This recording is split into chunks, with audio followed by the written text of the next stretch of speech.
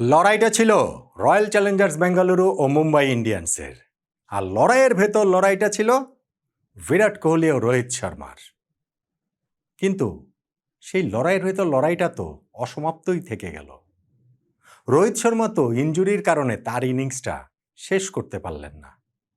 ফলে ওই খণ্ডযুদ্ধে বিরাট কোহলি জিতে গেছেন, স্কোর কার্ডে সেটা লেখা থাকবে এবং শিওরলি তো লেখা থাকবে যে রয়্যাল চ্যালেঞ্জার্স বেঙ্গালুরু ম্যাচটা জিতে নিয়েছে 18 রানে। কিন্তু রোহিত শর্মা যদি খেলতে পারতেন, যদি তিনি ইনজুরিতে না পড়তেন, তাহলে কি হতো? হিপস অ্যান্ড বার্ডস দিয়ে ক্রিকেট চলে না, সেটা যেমন সত্যি কথা, ঠিক তেমনি আফসোসের জায়গা কি মুম্বাই ইন্ডিয়ান্সের নেই। স্পেশালি শেষে গিয়ে যখন তারা অতটা কাছাকাছি চলে গিয়েছিল, 241 রান তারায় তারা যখন 222 পর্যন্ত চলে গিয়েছিল, জয়ের সঙ্গে তাদের ব্যবধান ছিল মাত্র 19 রানের। ফলে রোহিত শর্মার থাকা না থাকাটা অত বড় হয়ে উঠছে কিনা, যেটা টার্নিং পয়েন্ট হওয়ার দাবিদার। আমার সঙ্গে মিলিয়ে নিতে পারেন। বিরাট কোহলি একটা ভালো ইনিংস খেলেছেন, তিনি 50 করেছেন, 37 বলে 50 করেছেন, 38 নম্বর বলে গিয়ে তিনি আউট হয়ে গিয়েছেন। রোহিত শর্মা সেইখানে করেছেন মাত্র 19 রান, 13 বলে, একটা ছক্কা মেরেছেন, 2টা 4 মেরেছেন। তবে রোহিত শর্মার ইনিংসটা তো অসমাপ্ত ইনিংস। তিনি যখন 241 টার্গেটে ব্যাটিং করতে নেমছেন রায়ান রিকেলটনকে নিয়ে, ওপেনিং পার্টনারশিপে 5 ওভারের মধ্যেই তারা 50 রান তুলে ফেলেছে। ওই যে হ্যামস্ট্রিং নিয়ে তিনি হচ্ছে গিয়ে একটা ঝামেলার মধ্যে পড়ছেন, অনেকক্ষণ ধরে খেলবেন এরকম একটা অবস্থাতে ছিল। শেষ পর্যন্ত 6th ওভারে গিয়ে তাকে রিটায়ার্ড হার্ট হয়ে উঠে আসতে হয় এবং পরে তিনি আর ব্যাটিংয়ে নামার মতো অবস্থায় ছিল না। মানে ক্যারি করার মতো অবস্থায় থাকলে তো ক্যারি করতেনি রোহিত শর্মা, সেটা আর তিনি করতে পারেননি। ফলে রোহিত শর্মাকে ওই জায়গাটাতে হারানোটা বিরাট বড় সেটব্যাক এই মুম্বাই ইন্ডিয়ান্সের জন্য। আরসিবি গত ম্যাচটাতেও কিন্তু তারা 200+ স্কোর করে সেটা ডিফেন্ড করতে পারেনি রাজস্থান রয়্যালসের বিপক্ষে। পারেনি বৈভব সূর্যবংশী নামে এক বিস্ময় বালকের বিস্ময়কর ব্যাটিংয়ের কারণে। এখন বৈভব সূর্যবংশী তো সূর্য উঠছে কেবল, রোহিত শর্মাদের সূর্য অস্ত যাওয়ার সময় হয়ে গিয়েছে, কিন্তু স্টিল রোহিত শর্মা তো রোহিত শর্মাই। তার ওই অকাল বিদায় ইনজুরির কারণে ওইটা মুম্বাইয়ের জন্য যেমন সেটব্যাক, ওইটা আরসিবির জন্য নিঃসন্দেহে একটা বুস্টার হিসেবে কাজ করেছে। অবভিয়াসলি আজকে তাদের রানটাও অনেক বেশি ছিল। ওই রয়্যাল চ্যালেঞ্জার্স আরআরের বিপক্ষে তাদের স্কোরটা কত 201 করেছিল, এই ম্যাচে তো তারা 240 রান করেছে। চলে যাওয়ার পরে রোহিত শর্মা ওই যেইখানটাতে হচ্ছে গিয়ে পাওয়ার প্লেটা তারা শেষ করেছে বিনা উইকেটে 61 রানে, এর পরে গিয়ে তারা দ্রুতই কিন্তু খেই হারিয়ে ফেলে। ওই রায়ান রিকেলটন তিনি আউট হয়ে গেছেন সুয়াস শর্মার প্রথম বলটাতে, সেই ওভারটাতেই তিনি তিলক ভার্মার উইকেটটাও তুলে নেন। ছিলেন উইকেটে তখন ওই সূর্যকুমার যাদব আর হার্দিক পান্ডিয়া, এবং তারা মুম্বাই ইন্ডিয়ান্সের স্কোরটা এগিয়ে নিয়ে যাচ্ছিলেন বটে, কিন্তু আস্কিং রেটটাও বাড়িয়ে ফেলছিলেন ক্রমশ। যেমন 10 ওভার শেষে তাদের স্কোর 2 উইকেটে 99, বাকি 10 ওভারে তো আরও 142 লাগে। ধরেন 12 ওভার শেষে তাদের স্কোর 2 উইকেটে 119, শেষ 8 ওভারে তো তাদের আরও 122 রান লাগে। এই আস্কিং রেটের সঙ্গে পাল্লা দেওয়াটা আসলে কঠিন। যখন আবার এক্সেলারেট করার কথা, সেই সময়টাতে গিয়ে আবার আউট হয়ে গেলেন এই সূর্যকুমার যাদব। তিনি ওই যে তার ওই প্রিয় সুইপ করতে গিয়ে স্কোয়ার লেগ বাউন্ডারিতে ক্যাচ দিয়ে আউট হয়ে গেছেন কত 33 রানে। 40 রান করে হার্দিক পান্ডিয়াও যখন আউট হয়ে যান 15th ওভারে, শেষ 5 ওভারে মুম্বাই ইন্ডিয়ান্সের জয়ের জন্য 94 রান প্রয়োজন পড়ে। এই প্রয়োজনীয়তাটা তারা মেটাবে কিভাবে?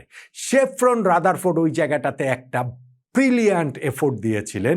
যদিও মুম্বাই ইন্ডিয়ান জিতবে এরকম অবস্থা কখনোই ছিল না, কিন্তু তারপরও তার যে 31 বলে 71 রানের ইনিংস, তাতে করেই মুম্বাই ইন্ডিয়ান্সের স্কোরটা কিন্তু 222 পর্যন্ত চলে গিয়েছে। শেষ পর্যন্ত তারা হেরেছে মাত্র 18 রানে। রোহিত শর্মা যদি ব্যাটিং করতে পারতেন তাহলে কি হতো? ওই প্রশ্নের জায়গাটা কিন্তু থাকছেই। টার্নিং পয়েন্টের দাবিদারও ওটা প্রবলভাবেই। এবার আসেন আরসিবির ইনিংসটাতে। বলছিলাম যে ভালো একটা ইনিংস খেলেছেন বিরাট কোহলি, কিন্তু কতটা ভালো? 37 বলে 50 গুড, কিন্তু ভেরি গুড না। কেননা তার যে আর 2 ব্যাটসম্যান এই ইনিংসের হিসাব যদি আপনি ধরেন, তার ওপেনিং পার্টনার ফিল সল্ট তিনি তো 50 করেছেন 25 বলে, রাজত পাতিদারের সঙ্গেও কোহলির একটা পার্টনারশিপ হয়েছিল, তিনি তো 50 করেছেন মাত্র 17 বলে। সেইখানে বিরাট কোহলির 37 বলের 50 কিন্তু অত ভালো ইনিংস সেইটা আসলে বলা যাবে না।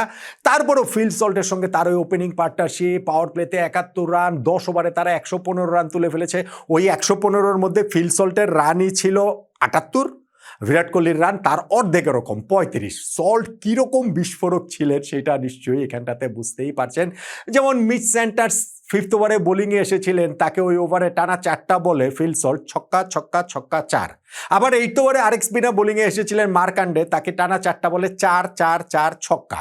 সো কিভাবে তিনি আনসেটেল করে দিয়েছেন প্রতিপক্ষ স্পিনারদেরকে, বোলারদেরকে ফিল সল্টের 36 বলে 78 রানের ইনিংসেই তো সেইটা আসলে বলে দিচ্ছে অনেকখানি।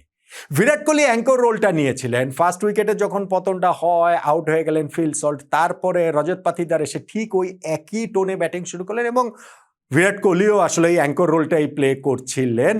তারপরেও শেষ যেই বিরাট কোহলি যখন আউট হলেন, কত 15th ওভারে তিনি যখন আউট হলেন, হার্দিক পান্ডিয়ার বলে লং অনে একটা ক্যাচ দিয়ে ফুল টস ডেলিভারিটা, যেটা আসলে ছক্কা হওয়া উচিত ছিল, ওইটাও বোঝা যায় যে কোহলির ইনিংসটা যে খুব ফ্লুয়েন্ট ইনিংস ছিল না, লো ফুল টসে আউট হয়ে যাওয়াটা সেটাও হয়তো বা বোঝায়। এরপরেও তো রয়্যাল চ্যালেঞ্জার্স বেঙ্গালুরু আমার মনে হয় 10-15টা রান ফেলে এসেছে। কেন জানেন ভাই? 15 ওভার শেষে তাদের রান ছিল 2 উইকেটে 187, 8 উইকেট হাতে নিয়ে শেষ 5 ওভারে তারা ঢুকেছিল, কিন্তু সেইখানটাতে তারা মাত্র 53 রান করতে পারে। 250 প্লাস স্কোর হওয়াটা অবশ্যই উচিত ছিল, সেইখানটাতে তারা 240-এ আটকে যায়, যেখানে শেষ দিকে গিয়ে টিম ডেভিড অবশ্য ভালো একটা ইনিংস খেলেছেন। 240 রান করার পরও বলছি যে না, আরও কিছু রান করতে পারতেন। তাহলে বুঝতেই পারছেন যে রয়্যাল চ্যালেঞ্জার্স বেঙ্গালুরুর ব্যাটিংয়ের দাপটটা কেমন ছিল এবং মুম্বাইয়ের ওয়াংখেড়ে স্টেডিয়ামে উইকেটটাও কতটা ভালো ছিল। এবং সেই ভালো উইকেট যে ছিল, শেষ দিকে গিয়ে রাদারফোর্ডের ব্যাটিং তো মুম্বাই ইন্ডিয়ান্সের সেটা আরও ভালো করে বুঝিয়েছে। তাহলে এই যে ম্যাচটা, যেইখানে বিরাট কোহলি জিতলেন রোহিত শর্মার বিপক্ষে অসমাপ্ত লড়াইয়ে, এবং সমাপ্ত লড়াইটাতেই রয়্যাল চ্যালেঞ্জার্স বেঙ্গালুরু তারা 18 রানে হারিয়ে দিল মুম্বাই ইন্ডিয়ান্সকে। আরসিবি টুর্নামেন্টের শুরুতে 2 ম্যাচ জয়ের পরে গত ম্যাচটা তারা রাজস্থান রয়্যালসের কাছে হেরে গিয়েছিল, এই ম্যাচ জিতে তারা আবার জয়ের ধারায় ফিরল। আর মুম্বাই ইন্ডিয়ান্স 2012 সালের পর আইপিএলের প্রথম ম্যাচ তারা জিততে পারেনি, এই বছর তারা জয় দিয়ে শুরু করেছিল, সেইটাও কলকাতা নাইট রাইডার্সে 220 রান তারা করে। এরপর কিন্তু টানা 3টা ম্যাচ তারা হেরে গেল। এই যে ম্যাচটা, সেই ম্যাচটার টার্নিং পয়েন্ট তাহলে কোনটা? খুব সহজে এটা বলে দেওয়া যায় যে ফিল সল্টের শুরুর ব্যাটিং, রজত পাতিদারের ব্যাটিং, ইজি এইটা। বিরাট কোহলি অ্যাঙ্কর করেছেন এবং এই দুজন যে তাকে কেন্দ্র করে যে ব্যাটে যে ঝড় তুলে দিয়েছেন, সেটাকে তো টার্নিং পয়েন্ট বলাই যায়। কিন্তু আমি ওই যে শুরুতে বলেছিলাম ক্রিকেট ইফস অ্যান্ড বাটসে চলে না, কখনো কখনো মনে হয় যে না, তারপরও যদি ওরকম হতো তাহলে কি হতো। সেই কারণে আমার টার্নিং পয়েন্ট আসলে ওই ইনজুরির কারণে রোহিত শর্মার মাঠ থেকে বেরিয়ে যাওয়াটাই। স্পেশালি যদি এই ম্যাচটা মুম্বাই ইন্ডিয়ান্স ধরেন 50 রানে হেরে যেত, তাহলে আমি এটা বলতাম না। ভাই শেষে গিয়ে তারা মাত্র 18 রানে হেরেছে। হ্যাঁ, শেষ দিকে গিয়ে আরসিবির বোলারদের উপরে প্রেশার ছিল না, শেষ দিকে গিয়ে রাদারফোর্ডের যে এফোর্টটা, সেইটাতেও বোঝা যাচ্ছিল যে ফাইনালি গিয়ে জিততে পারবে না, লাস্ট 5 ওভারে 94 রান হয় নাকি। বাট স্টিল ব্যবধানটা যখন মাত্র 18 রানের, 240 তারা করে যখন তারা 222 পর্যন্ত চলে গিয়েছে, তখন মনে হয় যে যদি রোহিত শর্মা থাকতেন, যদি তার ইনজুরি না হতো, তাহলে মুম্বাই ইন্ডিয়ান্স এই ম্যাচটা জিতলেও জিততে পারত। রোহিত শর্মার ইনজুরিটাই তাই আমার কাছে এই ম্যাচের টার্নিং পয়েন্ট, যদিও জানি আপনারা অনেকেই এর সঙ্গে একমত হবেন না।